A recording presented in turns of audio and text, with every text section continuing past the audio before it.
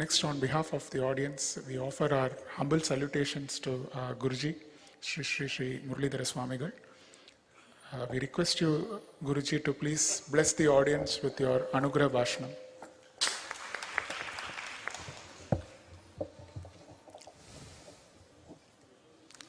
பெரிய பிரிவாளுடைய உபன்யாசங்கள்ல அடிக்கடி ஒரு விஷயத்தை திரும்பி சொல்லிட்டு இருந்தா அது என்ன அப்படின்னுட்டா,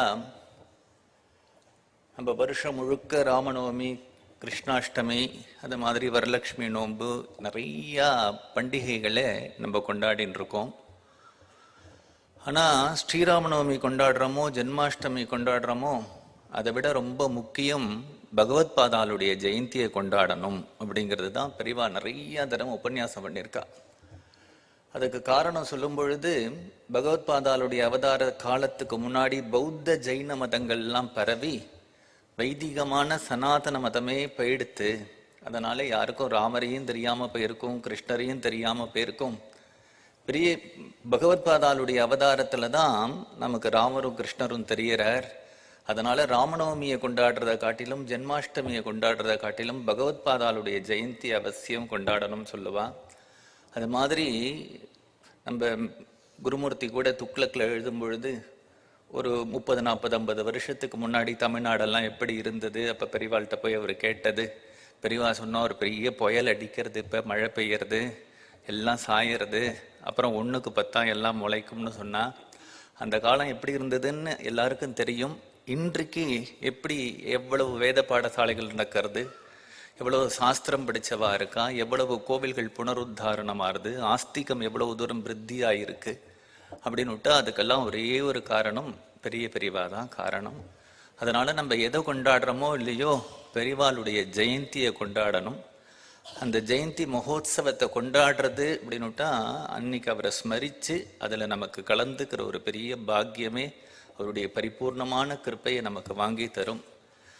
நிறைய எல்லாரும் முன்னாடி பேசியிருக்கா பெரியவாளை பற்றியே.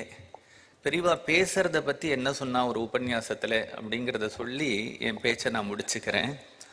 ஒரு தரம் பெரியவாளுக்கு ஒரு பெரிய பட்டண பிரவேசம் கொடுத்து ஒரு ஊரில் பெரியவாளுக்கு வரவேற்பு கொடுத்தா. ஆயிரக்கணக்கான ஜனங்கள் வந்து உட்கார்ந்துட்டு இருந்தா.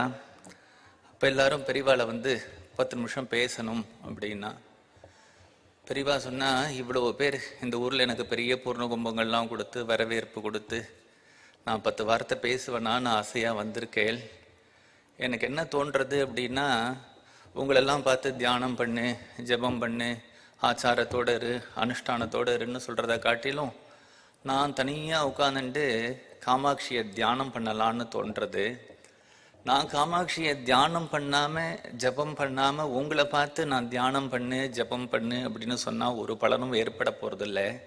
அதனால் நான் பண்ணணும். அதனால் பண்ணாமல் நான் உபதேசம் பண்ணுறதுனால ஒரு பலனும் இல்லை. ஒரு கால் நான் காமாட்சியை தியானம் பண்ணி ஜபம் பண்ணி எனக்கு ஞானம் சித்திச்சுடுத்துனா அப்போவும் நான் உபன்யாசம் பண்ண வேண்டாம். ஏன்னா என்னை பார்த்தாலே உங்களுக்கெல்லாம் ஞானம் வந்துடும். அதனால பேச்சுங்கிறது முன்னாடியும் அவசியம், பின்னாடி அவசியம் இல்லைன்னு சொன்னார். அதோடு இன்னைக்கு நான் பூர்த்தி பண்ணிக்கிறேன். எல்லாருக்கும் பெரியவாளுடைய பரம அனுகிரகம் கிடைக்கும்.